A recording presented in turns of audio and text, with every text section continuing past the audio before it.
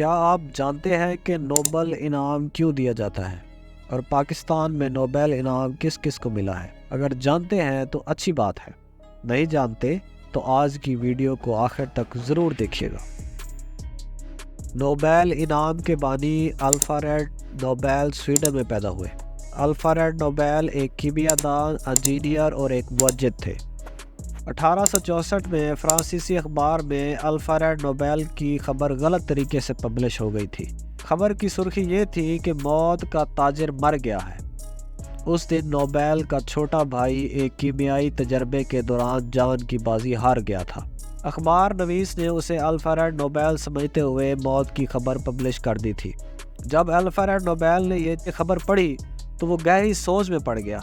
تو اس نے سوچا کہ مر تو میں نے ویسے ہی جانا ہے، تو اس نے اس وجہ سے اپنی آمدنی سے نوبل پرائز دینے کا سوچا تاکہ اس کا نام ہمیشہ کے لیے زندہ رہے۔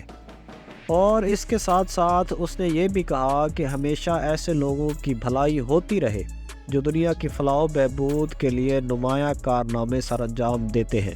موت سے قبل اس نے اپنی وصیت میں لکھ دیا تھا کہ اس کی یہ دولت ہر سال ایسے افراد یا اداروں کو انعام کے طور پر دی جائے گی جس نے گزشتہ سال کے دوران فزکس، کیمیا، ادب اور دوسرے فنون میں یعنی امن کے قیام کے لیے نمایاں کارنامے سر انجام دیے ہوں گے۔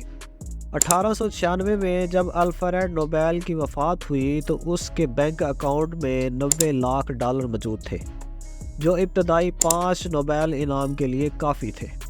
اس کی وصیت کے مطابق اس کی موت کے فوراً بعد ایک فنڈ قائم کر دیا گیا جس کے منافع سے ہر سال 10 دسمبر کو سویڈن میں منعقد ہونے والی تقریب میں لوگوں کو نوبل انعام دیا جاتا ہے۔ 1901 میں پہلی بار نوبل انعام دیا گیا تھا اور ہر سال 10 دسمبر کو یہ سلسلہ جاری رہتا ہے اور آگے بھی جاری رہے گا۔ آپ سوچیں کہ الفریڈ نوبل کی زندگی کیسے ایک دم تبدیل ہوئی اور اس کا نام آج تک زندہ ہے۔ آج بھی جب بھی کسی کو بڑا کارنامہ کرنے کی وجہ سے نوبل انعام ملتا ہے تو اس سے الفریڈ نوبل کا نام زندہ ہوتا ہے اور اس کا نام رہتی دنیا تک ہمیشہ زندہ رہے گا۔ نوبل انعام دنیا کے بڑے بڑے کامیاب لوگوں کو ملتا ہے۔ اس کے ساتھ ساتھ آپ کو یہ بھی بتاتے چلیں کہ اس نوبل انعام کی مالیت تقریباً $18 لاکھ بنتی ہے۔ پاکستان میں نوبل انعام ڈاکٹر عبدالسلام اور ملالہ یوسفزئی کو ملا ہے۔ امید ہے آج کی ویڈیو آپ کو پسند آئی ہوگی۔ اگر پسند آئی ہے تو ویڈیو کو شیئر کر دیں اور چینل کو سبسکرائب کر دیں۔ تو ملتے ہیں اگلی ویڈیو میں، تب تک کے لیے آپ اپنا بہت سارا خیال رکھیے گا۔ اللہ حافظ۔